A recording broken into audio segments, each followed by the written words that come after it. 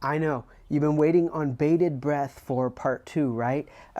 Yesterday we started a short devotional series called Three Truths, and it's just based on this idea that I felt compelled as we work through this presidential election, as we watch the election results unfold, as we wait for the election results to unfold, to just share three truths with Christians that are true no matter what happens in the election, and that can help guide us as we work through whatever may happen next.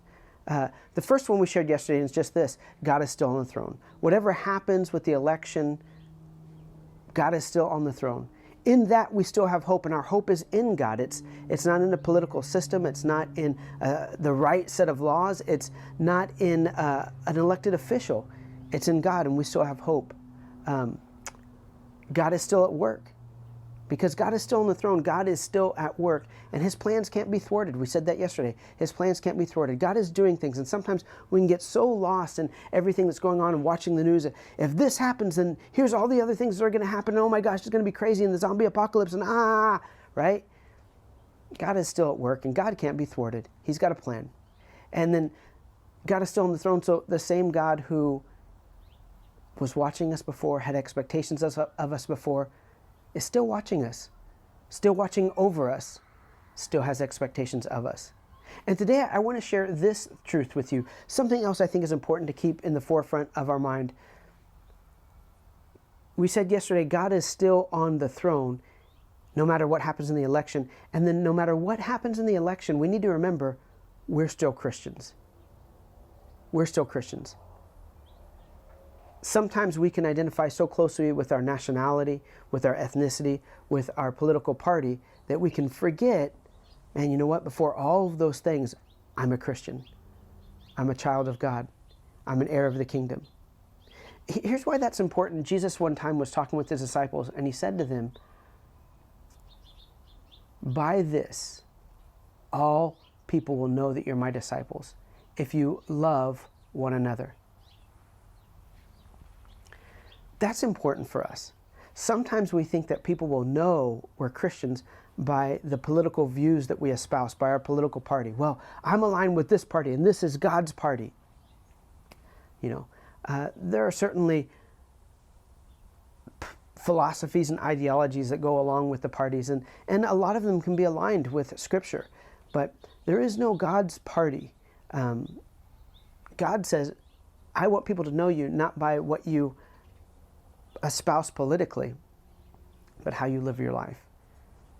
Demonstrate yourself by your love. And that's important. As this election unfolds, a lot of people are going to say, well, I'm on this side and I'm upset about what happened, or I'm on this side and I'm so happy about what happened, so screw you, or whatever it may be. And we need to keep in mind that before we espouse those beliefs, we need to take a step back and say, man, we're still Christians. We're supposed to be known by our love. Sometimes, in the political theologies and ideologies and all these kind of things like this, we get wrapped up in our nationality or our ethnicity. Well, I'm this, so this ethnicity or this race, we're for these people or whatever it is. And that's great, that's wonderful. But we do need to keep in the forefront of our mind that first and foremost, we're for God. And second, we're for people. Not a political party, not a certain lifestyle, not a particular religion. We're for people. God says Jesus says the greatest commandments in the Bible is if you love God, and then the second is like it, love your neighbor as yourself. We're supposed to love people. And we need to remember that no matter what happens in the election, no matter what barbs people throw at you, no matter what things people post on Facebook, you're still a Christian. Before you are any particular race, before you are any particular nationality, we're Christians. And I think it's a good time to take a moment and think about, well, what does that mean to me?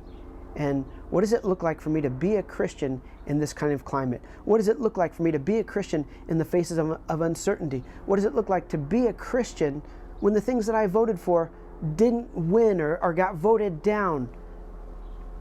Sometimes we think first of what does it look like to be a Democrat or a Republican or a Libertarian or an activist. And man, maybe there's a little bit of God in all of those things. Maybe there's a little bit of his philosophy and ideology and all of those things, but we're supposed to bring them all together and say, well, first and foremost, I'm a Christian. And then some of these things also I align with and I side with because they align with God's desire, God's instruction for how to live.